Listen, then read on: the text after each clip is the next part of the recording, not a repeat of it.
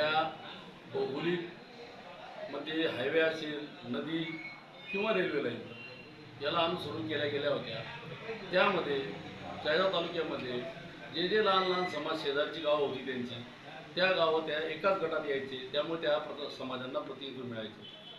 आता या नवीन गट रचनेमध्ये एक गट वाढत असताना त्या निमित्ताने ते जे लहान लहान समाजाचे 8-8-10 गावं एका गटात किंवा घरात यायची, त्या गावांची तोडफोड करून एक एक 2-2 गावं तिथे ठेवल्यामुळे लहान लहान समाजांना या तालुक्यामध्ये प्रतिनिधित्व करण्याची संधी मिळणार नाही, अशा प्रकारचा सूर आज आमच्या कार्यकर्त्यांमध्ये राजगड येथे झालेल्या बैठकीमध्ये निघाला।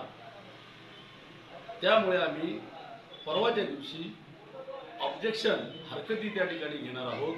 आपल्या माध्यमातून जनतेलाही हे कळावं की जे लहान लहान समाज आहे, उदाहरण द्यायचं, सायगाव मांजर्डे पिलकोट, सायगाव तोडून घेतलं, पिलकोट मांजर्डे एका बाजूला, म्हणजे एका विशिष्ट समाजाला तिथं प्रतिनिधित्व मिळण्याची संधी असायची, ती संधी त्या ठिकाणी गेलेली आहे। जामदा, भौर, भवाळी, तिरपुळे, वरखेडे एका दिनाकाठात एका ठिकाणी ते गट असायचा। ती सगळी गावं 4 गटात डिवाइड केलेली आहे।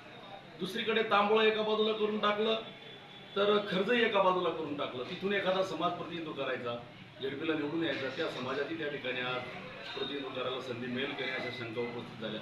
आम्ही सामाजिक याच्यावर बोलणारे लोक नाही, पण ज्या वेळेला कार्यकर्त्यातून जनतेतून फीडबॅक आला की लहान लहान समाजांना इथून प्रतिनिधित्व मिळणारच नाही का, त्या उद्देशाने हे गट तोडण्यात आले का, हा महत्त्वाचा मुद्दा या ठिकाणी निर्माण झालेला आहे।